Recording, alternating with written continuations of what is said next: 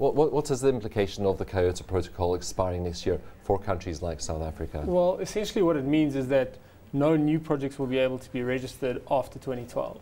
There is currently an agreement with the EU ETS, which is the European trading system, that projects registered before 2012 from developing nations and projects registered after 2012 from least developed nations will continue to be eligible for their system. But it's uncertain at the moment whether there will in fact be anyone to register these projects and issue the carbon credits from them. What sorts of projects have we registered to date here in South Africa? Are we meeting the spirits of the protocol? I think we are. I think we're a little bit slow on the uptake. China, for instance, has over 2,000 projects. We only have 20, sorry. Those in South Africa, they tend to be your industrial type projects, your N2O abatement, energy efficiency, landfill gas to energy projects. And we don't see any, in fact, large-scale renewable projects, which you tend to see lots of in China and India and Brazil. Why have we been slow on the uptake there? I think there was a lot of skepticism around the projects to begin with, around the system. It's been a learning system. It was always designed to be learn by doing, so we could understand how this system would work internationally.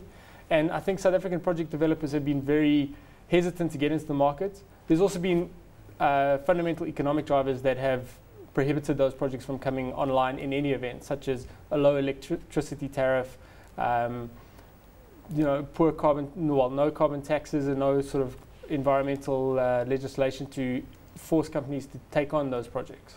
Do companies need to be forced to take them on? Does government need to take a more proactive role here in forcing companies to do this? I don't think companies need to be forced to, but I think there needs to be enabling factors. One major stumbling block so far has been a lack of funding for these project developers. Project developers who wanted to build wind farms and hydro plants, solar plants, have been unable to attract funding for their projects because of the conservative nature of our lending organizations. Are they also meeting red tape and bureaucracy and trying to set these things up at the same time? It can be difficult, especially our EIA process takes very long, over 2 years now. There's also the requirements of BEE, which is most of these projects tend to be a majority of foreign investors with some South African sponsors, and it's very difficult for the foreigners to understand the concept of BEE and how to work with it. Well, you do know that some moves are afoot. The government's proposed carbon taxes. We know that the JSE has been looking at potential carbon trading on the exchange. Do you think we're moving in the right direction here? I think we are. I think we have to. I think going forward, post-2012, there'll be no more developed and developed nations. I think the United Nations and the European Union has also been very vocal on, they see that having two distinctions in the world is not enough. The BRIC countries need to have their own category because they need to take up their responsibilities in terms of combating climate change. And we can't rely solely on the developed world to fund everything. Do you think we need a domestic market for carbon trading? I'm not sure that we do need a domestic market. I worry about the liquidity that such a market would have with only 20 projects in South Africa and almost no demand for carbon credits from South African companies themselves. I think liquidity would be low. Where I do see value is to port an existing market into South Africa so that South African project developers could trade onto the exchange and European buyers could buy off the exchange. Of course, this would also create awareness for companies, wouldn't it? Absolutely. You see in Kenya that they've already established a carbon trading platform there for the purpose of educating people and providing a brick and mortar establishment for them to approach to trade the carbon from their projects. And has that been synced in with international platforms? It has. It links in with the EU ETS program and I think also with the Japanese program. I mean, just looking at what your company's been doing to bring awareness of this, tell us more about that. Well, Ecometrix has started with a program approach. So previously in the CDM you had a project approach where one installation of wind farms, for instance, would be one project. What we've done is we've established several programs that allow various projects to register once underneath us. So we do a once-off registration and they can add their projects to our program going forward through time.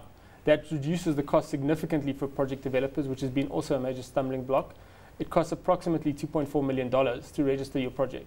So we've now reduced that by an order of magnitude for project developers in Africa. And we're targeting the really high-value technologies, solar, renewable energies like wind and hydro, and landfill gas. I mean, you mentioned around Africa. Are you doing this continent-wide at this stage? The first round of the programs is for Southern Africa. but we will expand it up through Africa as we move forward. And what sorts of other programs? You mentioned the wind farm in Kenya. How about elsewhere in the continent? What sort of strides are they making in carbon trading? I think Kenya is by far the leader in carbon trading in in Africa.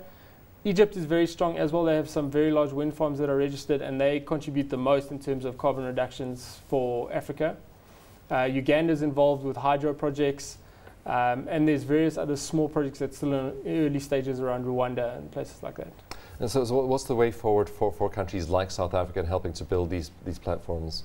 I think we need to consolidate the policy approach, because at the moment, as you said earlier, we have the carbon tax coming up, and it's very unclear how a international trading market will interact with the carbon tax, and I think it's important that it does. Otherwise, businesses don't really have options to reduce their carbon emissions where we have a sole electricity provider. And does it have to be a policy that's coordinated by government and business and that has the buy-in of all sectors? I believe so. I think we need to move away from a discussion with the UNFCCC that's purely policy driven and take into account the effects that it's going to have on business and invite business to partake in the discussion. Do you think this also creates additional sources of revenue for governments around the continent, an extra source of revenue by investing in green energy and renewable energy projects? I think it does, especially if you look to the markets, the tradable commodities. In South Africa, we've contributed through this mechanism 25 million euros to a clean development process. Now, I can see that in the next few years increasing by at least an order of magnitude within the next 5 years. So that's 250 million euros of free investment in South Africa.